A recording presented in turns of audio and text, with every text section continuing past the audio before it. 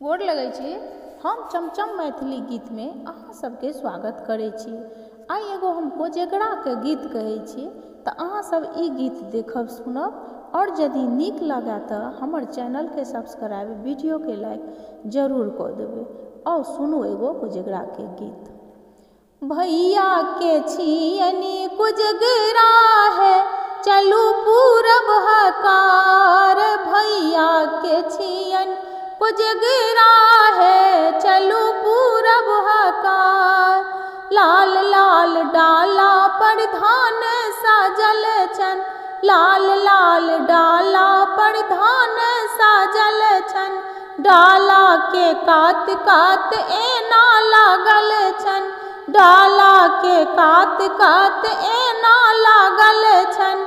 और छिटल छन मखान है चलू पूरब हकार। भैया के छियनी कोजगरा है चलू पूरब हकार। भैया के छियनी कोजगरा है चलू पूरब हकार। चूड़ा ओ दही के भार बहुत छन, चूड़ा ओ दही के भार बहुत छन। केरा ओ खाजा लड्डू आयल छन, केरा ओ खाजा लड्डू आयल छन।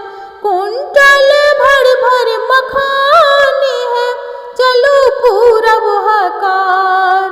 कुंटल भर भर मखान है चलू पूरब हकार। भैया के छी